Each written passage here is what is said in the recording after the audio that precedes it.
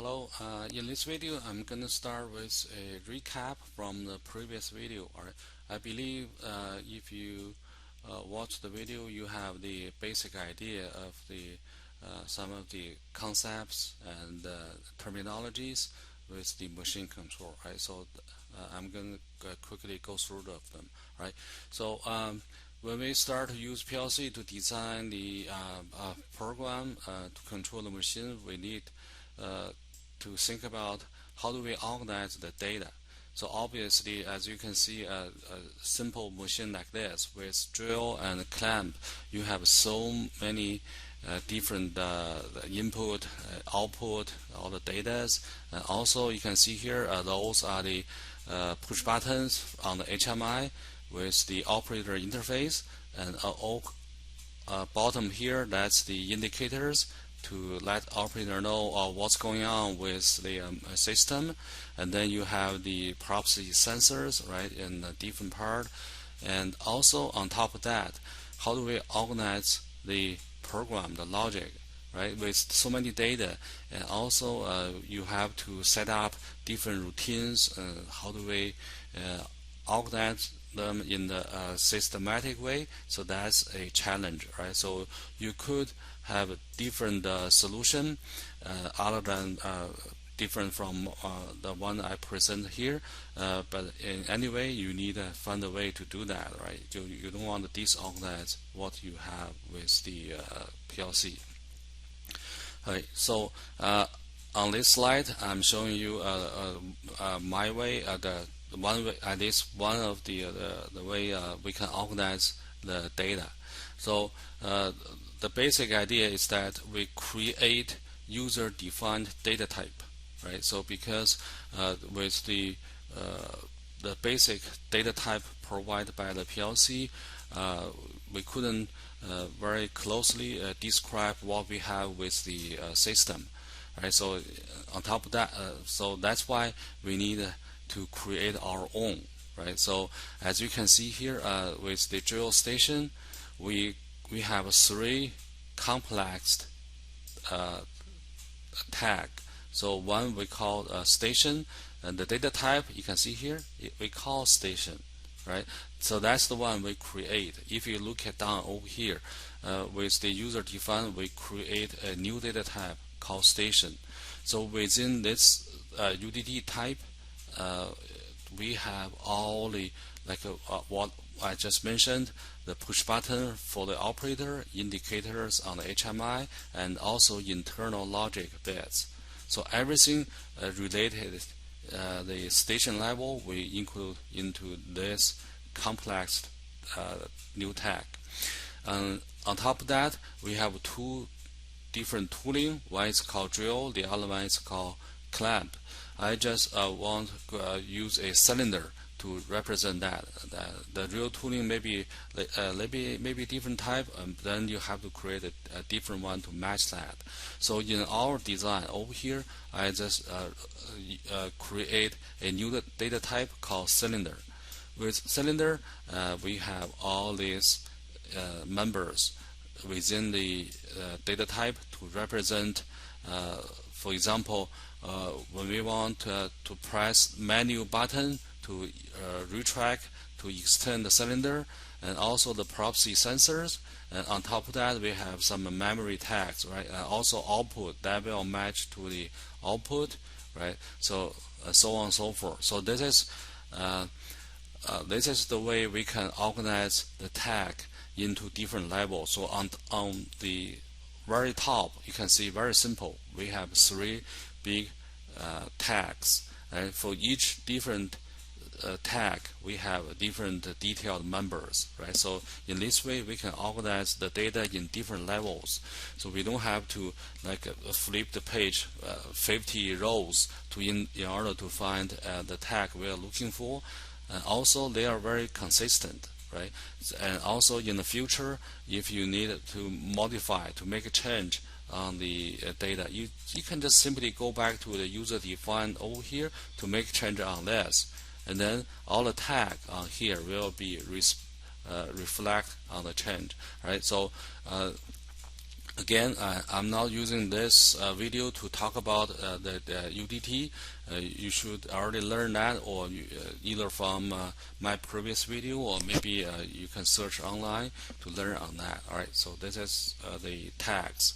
Then how do we organize the logic, the program? Alright, so and again with the station that drills the whole project, we can create a program, right? So if you learn about the Studio 5000, it has 3 different levels. On top, it's called task. I just use a T to represent. And second level is a program. Right? So over here we create a drill station at the second level. And the third level, we have routines. So we have 5 different routines. Right? Routine 1 and routine 4 are the I/O buffering. Right? So again, I'm not going to go into details about that. And in this video, I'll focus on these 2 routines. One is called R2 station. The other one is the subroutine called tooling. The main routine is a special one. Right now, I'm highlighting this. Right? You can see in main routine, we only have 1 run of logic. We just use JSR to schedule those subroutines. All right. So this is the way we organize the logic. All right. And once we go into the station part, we have again a different terminology, different concept. I believe I have other video already go through that, so I don't have to repeat that. So I have just show you the slide. This is about the mode. We have 2 different modes with the machine at this. So a complex machine may have more than 2. We have a manual mode. We have auto mode. Right? They should control the machine in totally different fashion, right? So with that, we have a very important concept called cycle, right? So also home, similar to robotics, right? If you have some knowledge from robot, you understand that, right? So and also with the tooling, right? So because we have different toolings within the station, so we have a drill, we have a clamp, so that's why we have separate ones, right, to control that, to indicate that. All right, so this is just the print for the station routine, right? So this is, remember the R2 station routine, this is the printout, right? So it's like a manager or a team leader to oversee those 2 toolings, right? So to drill and clamp. So first we need to handle with the mode, right? How do we switch in between different mode? Then how do we define the station home, right? So in this case, the clamp has to be extended, right? So if you in the moment, all right. So in the moment, you will see that I define the clamp at the extend position as the initial starting point. So so that's why the proxy sensor for the extend should be on, and in the same time, the retract proxy should be off. So we want to check both in order to make sure that there's no any some interference. If you only check one sensor, that could give you a false signal, right? Same thing for drill. The drill should be retract to the top. So that's why we need to check retract, exam on, extend, exam off, and that will give you the definition of the station home. And then over here we have the cycle request. Initiate by the push button, cycle button. That's on the HMI. Operator can press that. So once operator press that in the auto mode, right, not in the manual mode, right, so that will bypass to seal in the cycle button. So operator only need to press the button once. So once the cycle start, cycle request is on, that's over here, right? Again, we need to check with the auto mode. Cycle request is made, and we have a part, and then station start with home, and cycle not complete. Then we have a result as a cycle start. this cycle start, we'll go to the tooling. We'll tell the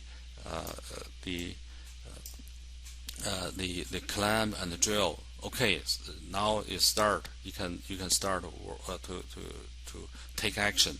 And then what kind of action?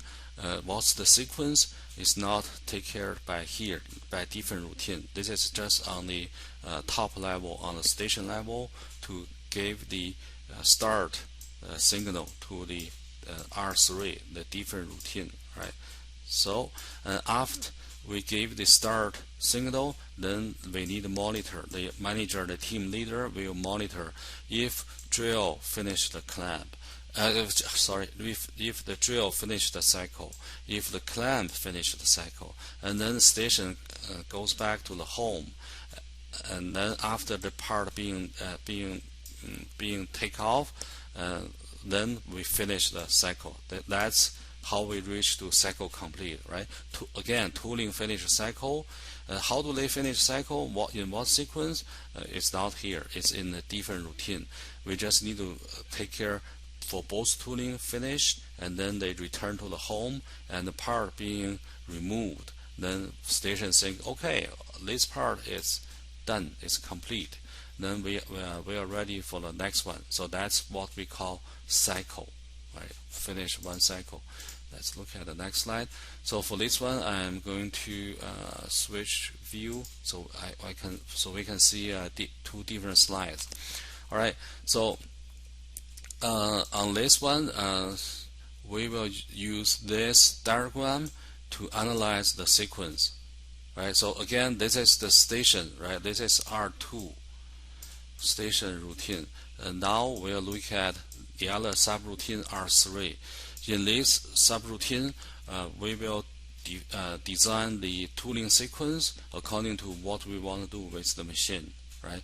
So if you understand that the demo, the sequence, we understand this is just representation in the diagram, in the chart, right?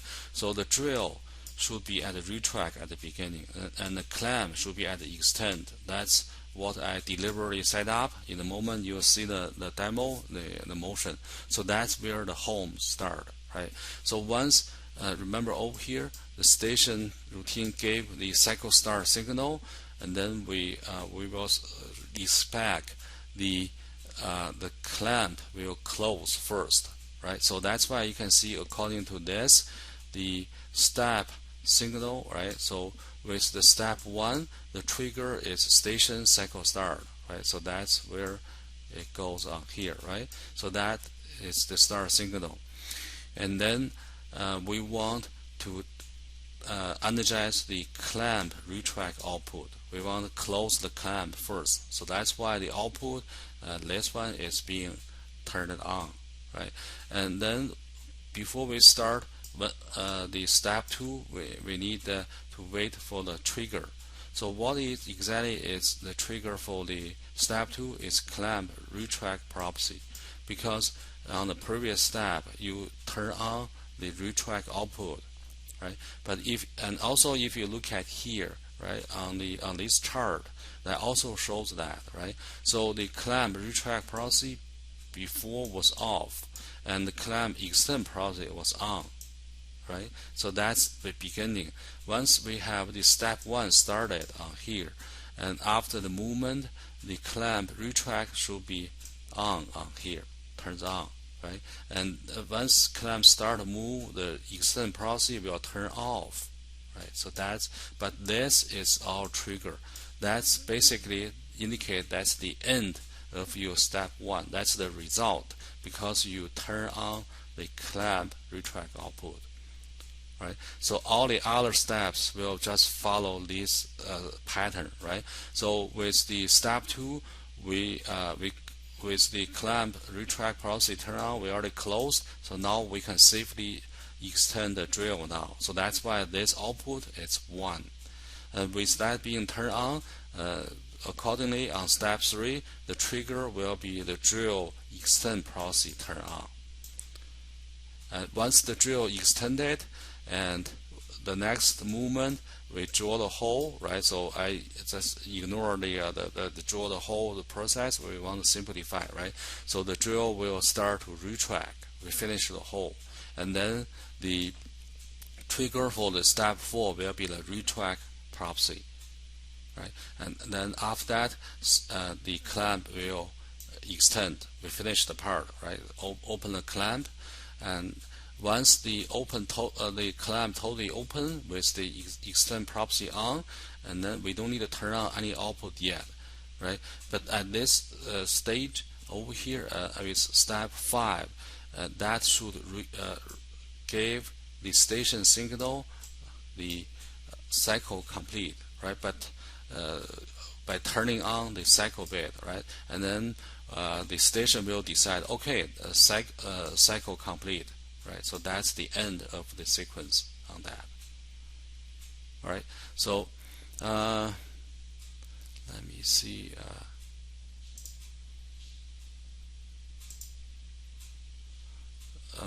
Other than that, it's just the program print out, right? So maybe a little bit I want to talk about on here. So so other than that, it's just the translation from the analyze, right? So you can see here station cycle start, that's the trigger for step 1. Then we have 2, 3, and 4, right?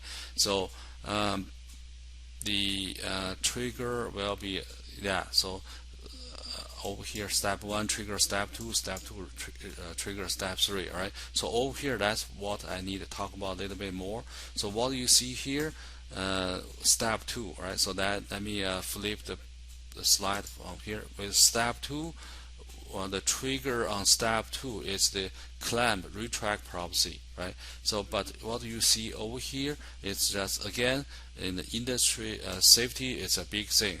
So not only we want to check the retract property turn on with the exam on, we also want to check the opposite. The opposite is, the property should be off, because that could be a false signal. Because in the industry, with the machine running, especially with some of the very harsh environment, there could be some dirt or some chips, some parts falling on the property, right?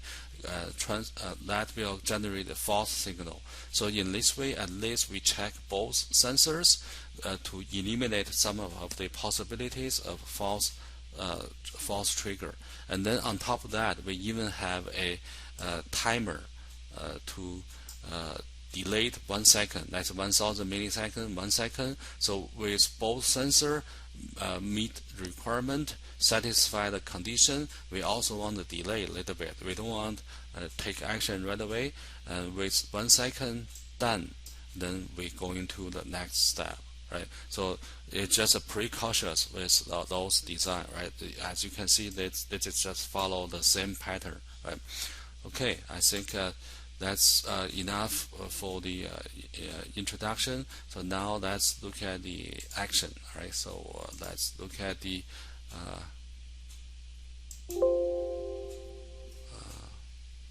hope maybe something going on. Should be all right. Okay, so this is the PLC and this is the HMI. Right, right now you can see it's in manual mode. Right, so you can see here that's corresponding manual mode turn on, right? Of course, you can switch to auto mode if you want.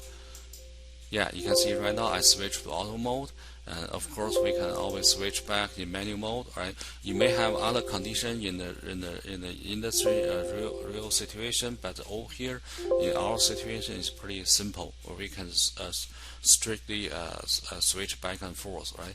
And the other thing is that we can manually operate the tooling individually, or over here I have one button to home both tooling. So let me press that. So with the so it's in the middle, right? So over here maybe I should show you why it's happening on here, right? So this station home button, see here, and over here, this is one place and this is the other place. As you can see here, we are in the menu mode. Once we press the button, we can basically retract, manually turn on the retract output for the drill and also extend the clamp. So that's why over here I'm gonna press and hold the button, you will see the action, right? So then you can see they're going to the home position, and then on the HMI over here, if you follow my cursor, it's home. Let's go back here. That's because here station home is energized, right? The tooling are in the position now, right? So now we can go to the auto mode.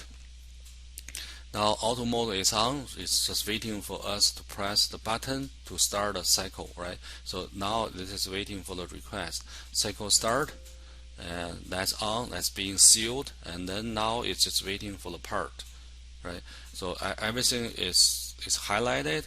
The cycle start is just waiting for the part to present presence on the station, right? Which is over here.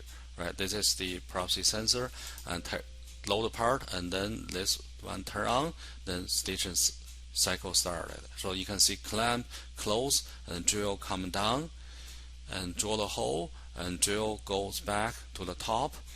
And in this case, the drill cycle should be on, right? Drill finish is cycle. Then the clamp go back to the open, finish the cycle, and then the station tell you part is ready, right? Part is ready.